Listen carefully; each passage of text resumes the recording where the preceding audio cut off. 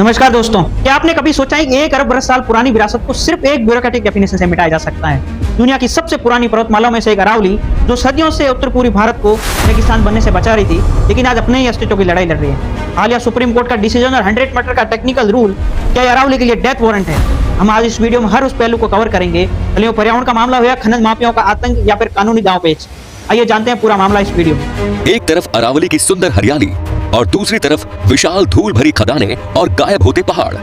राजस्थान में इस समय अरावली को लेकर जो आंदोलन और चिंता का जो मुख्य केंद्र है, वो सुप्रीम कोर्ट का हालिया वो डिसीजन है जिसमें सेंट्रल गवर्नमेंट द्वारा अरावली की प्रस्तावित ऊंचाई आधारित डेफिनेशन को मंजूरी दे दी गई है। इस न्यू डेफिनेशन के अकॉर्डिंग केवल उन्हीं जियोग्राफिकल लोकेशन को अरावली का हिस्सा माना जाएगा जिनकी हाइट सरफेस से 100 मीटर या उससे अधिक है। इस न्यू रूल को लेकर कई सारे एनवायरमेंटलिस्ट का कहना है कि जो ऊंचाई आधारित जो पैरामीटर्स तय किए गए हैं, अब उसमें 90% से भी अधिक अरावली का हिस्सा इस सुरक्षा दायरे से बाहर हो जाएगा। फॉरेस्ट सर्वे ऑफ इंडिया के डाटा के अकॉर्डिंग राजस्थान के 15 से अधिक जिलों में फैला अरावली माउंटेन में 12,081 पहाड़ियां हैं।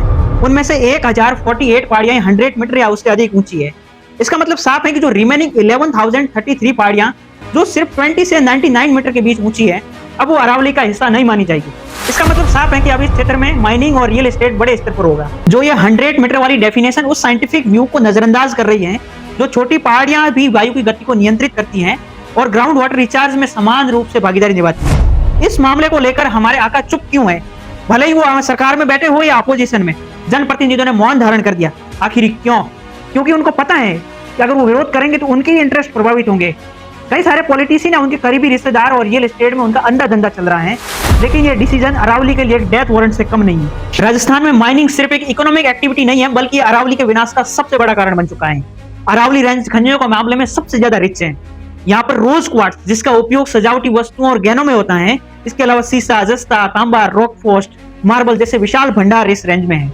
विशेष रूप से बजरी और पत्थरों की भारी मांग ने अरावली को एक खुले घाव में बदल दिया है। सेंट्रल इंपोर्ट कमेटी 2018 की रिपोर्ट हम सभी के लिए शॉकिंग है, जिसमें यह बताया गया है कि राजस्थान के अलवर जिले में 128 पहाड़ियों की सैंपलिंग की गई थी।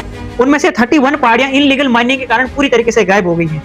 इस बात का प्रमाण है कि अवैध खनन माफियाओं और रेगुलेटिंग अथॉरिटी की विफलता यानी कि बड़े स्तर पर करप्शन ने इस तरीके से हमारी सदियों पुरानी भूआकृतियों को समतल कर दिया है। अरावली का सबसे इंपॉर्टेंट कंट्रीब्यूशन है तो वो है डेजिटिफिकेशन को एक्सपेंड होने से रोकना। पहाड़ियों के बीच में प्राकृतिक रूप से कई सारे गैप्स है जिन्हें अरावली में वनस्पतियां और पहाड़ियां उसे पूरी तरीके से ढक देती है, लेकिन अवैध माइनिंग और पेड़ों की अवैध कटाई के कारण अब ये गैप्स धीरे धीरे चौड़े हो रहे हैं। अरावली में अजमेर से लेकर झुंझुनू और हरियाणा के महेंद्रगढ़ जिले तक अवैध माइनिंग और पेड़ों की कटाई के कारण 12 बड़े गैप्स खुल गए हैं। इन गैप्स के थ्रू रेगिस्तानी रेत अब पूरी राजस्थान, दिल्ली, एनसीआर और वेस्ट यूपी की ओर बढ़ रही है। कई सारे वैज्ञानिकों ने यह दावा किया है कि मथुरा और आगरा जैसे फर्टाइल क्षेत्रों में भी अब रेगिस्तानी रेत जमा हो रही है, जो भविष्य में इन क्षेत्रों को मरुस्थल में बदल सकती है। और एयर क्वालिटी पर इसका सबसे ज्यादा और गंभीर प्रभाव दिख रहा है। अरावली की पहाड़ियां दिल्ली एनसीआर के लिए एक लंग्स की तरह काम करती हैं, जो धूल भरी आंधियों और पॉल्यूटेड एयर को सोख लेती हैं।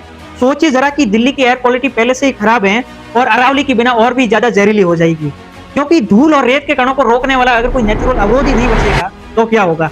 लेकिन हमारा केंद्रीय नेतृत्व चुप है और ऐसा लग रहा है कि अंदर ही अंदर बंदर बांट का खेल चल रहा है। उनका साइलेंस और उनका मौन चंदा दो और धंधा दो का स्लोगन बन चुका है। अरावली को उत्तर पश्चिमी भारत का वाटर टावर कहा जाता है, क्योंकि इसकी चट्टानें अत्यधिक फ्रैक्चर्ड है, जो बारिश के पानी को सोख कर ग्राउंड वाटर लेवल को बनाए रखती हैं। 1 हेक्टेयर अरावली पहाड़ी क्षेत्र में प्रति वर्ष 20 लाख लीटर पानी रिचार्ज करने की क्षमता होती है, लेकिन माइनिंग के दौरान होने वाले भारी ब्लास्टिंग के कारण नेचुरल एक्वीफर्स टूट रहे हैं और इस वजह से राजस्थान के कई सारे अरावली से सटे जिलों में ग्राउंड वाटर लेवल अचानक डिक्रीज हो रहा है और कई जगहों पर 1500 से 2000 फीट तक गिर गया है।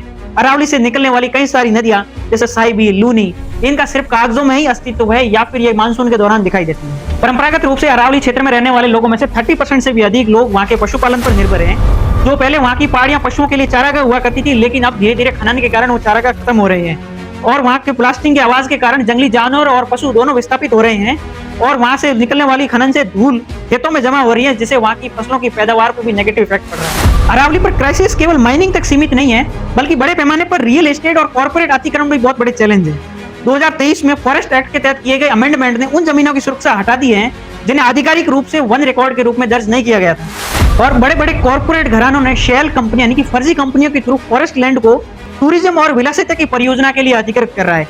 एग्जाम्पल के लिए मांगर जैसे सेंसिटिव क्षेत्रों में एक बड़े कॉर्पोरेट घराने ने 123 एकड़ भूमि खरीदने की खबरें आ रही है, क्योंकि यह दिल्ली एनसीआर जैसा क्षेत्र पास में होने से वहां पर्यावरण की बजाय उनको रियल एस्टेट प्रॉपर्टी के रूप में इनको ज्यादा फायदा दिख रहा है। अरावली का मामला केवल राजस्थान का नहीं है, बल्कि पूरे नॉर्थ इंडिया के अस्तित्व का प्रश्न है। यदि ये पहाड़ियां और उनकी वनस्पतियां गायब हो जाती हैं, तो ये पूरे उत्तर भारत का जो फर्टाइल एरिया है, जिन्हें नॉर्थ इंडिया का लंग्स कहा जाता है, वो पूरा रेगिस्तान में बदल जाएगा, जिससे करोड़ों लोगों में विस्थापन और फूड इनसिक्योरिटी जैसी समस्या पैदा हो जाएगी।